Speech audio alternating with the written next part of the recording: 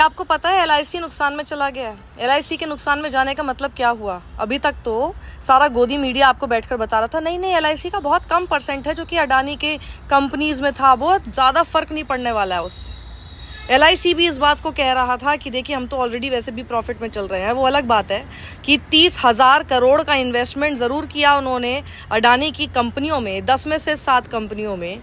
उसका जितना मुनाफा 24 जनवरी तक हो रहा था, अराउंड 84,000 करोड़ के आसपास, वो हिंडनबर्ग की रिपोर्ट आने के बाद सीधे धड़ाम होकर पहुंच गया था 56,000 करोड़। और अब आपको पता है कितना हो गया है? 27,000 करोड़।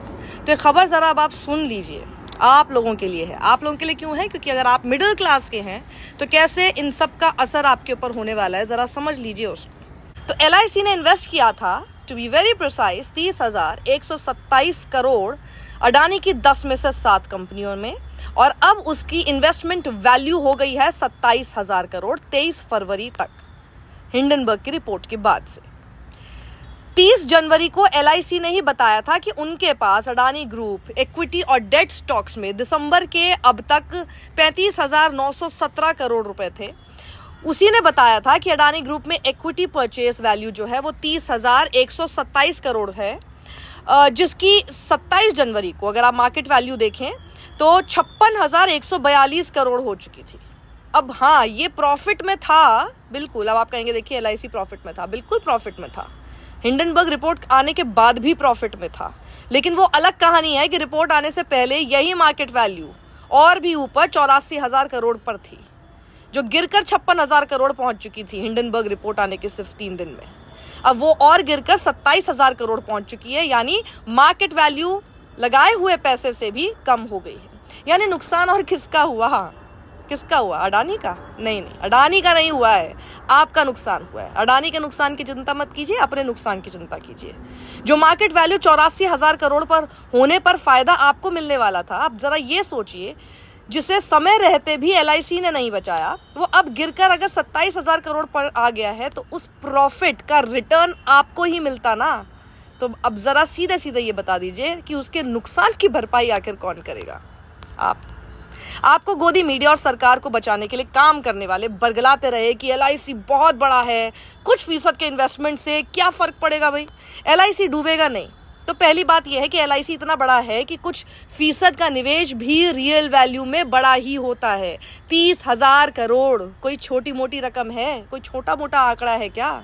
अब जब उसी छोटे से फीसद के प्रॉफिट से अच्छा और रिटर्न आप ही को मिलने वाला था, नुकसान छोटा क्यों माना जाएगा? मतलब प्रॉफिट बड़ा है पर नुकसान तो बहुत छोटा है भैया।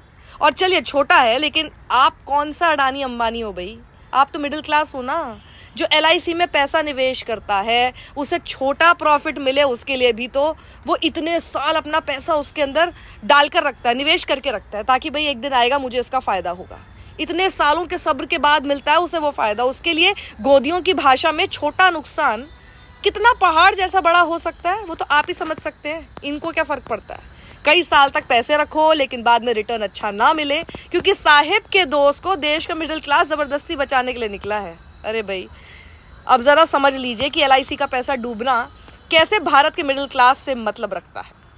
देखिए इसका प्रभाव क्या पड़ रहा है। Returns of millions of rupees of middle class savings who were LIC policy holders, उन पर इसका असर पड़ता है। पॉलिसी ली थी ना आपने, आपको पता है कि जो एलआईसी है वो पूरा जितना इंश्योरेंस इंडस्ट्री का इन्वेस्टमेंट है उसका 98% तो इन्होंने अडानी ग्रुप में किया। 2020 में इन टर्म्स ऑफ वैल्यू अगर हम देखें तो अब तक एलआईसी की अडानी ग्रुप कंपनीज में होल्डिंग्स 10 गुना बढ़ी हैं। एलआईसी की इक्विटी एसेट्स अंडर मैनेजमेंट 2020 में 7300 करोड़ से जनवरी 30 तक 72,200 करोड़ हो चुकी थी। 300 करोड़ तो उसी हफ्ते में डाले गए जब अडानी पर रिपोर्ट आई है। एलआईसी कहाँ से पैसा लगाता है? जो उसमें निवेशकों से आता है ना। निवेशक कौन है? आप ही तो हैं। वो स्टॉक में पैसा लगाता है, जो उससे रिटर्न आता है वो निवेशकों को दिया जाता है। जो भी कोई एलआईसी के किसी भी प्रोडक्ट में इन्वेस्ट करता है उसका इन्वेस्ट किया पैसा कुछ हद तक इक्विटी मार्केट से लिंक होता ही है। तो एलआईसी कहाँ इन्वेस्ट करेगा उसका असर आपको यानी निवेशक को मिलने वाले रिटर्न पर निर्भर करेगा। अब जानिए एलआईसी में आप यानी मिडिल क्लास इन्वेस्ट करते हो पोस्ट रिटायरमेंट बेनिफिट्स मिलने के लिए। यही सोचकर ना LIC के पास 250 मिलियन इन्वेस्टर्स हैं, यानी 25 करोड़ इन्वेस्टर्स। और ये जितना फंड संभालती है ना, पता ही कितना होता है, मतलब आप ये सोच लीजिए कि जितना म्यूचुअल फंड इंडस्ट्री है ना, ठीक उसके बराबर अकेला LIC फंड संभालता है।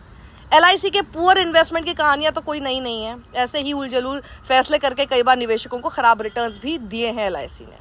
लेकिन जिस किसी ने सीधा अडानी के शेयर खरीदे थे वो तो रिस्क पर थे ही, लेकिन जिसने नहीं खरीदे या खरीदना भी नहीं चाहते थे, उन्हें LIC ने किसकी इजाज़त से इतने बड़े रिस्क पर डाला? कभी सोचा है आपने? LIC कौन चलाता है? भारत सरकार। अडानी की कंपनियों में निवेश करने को और कौन बोल सकता था LIC को? समझे कि नहीं समझे, या भी ना समझ बने बैठे हैं? तो आपने LIC में निवेश किया था तो ना चाहकर आप भी अडानी समूह में हो रहे नुकसान के पात्र तो बन ही गए हैं। अब जरा सोचिए क्या होगा आपका।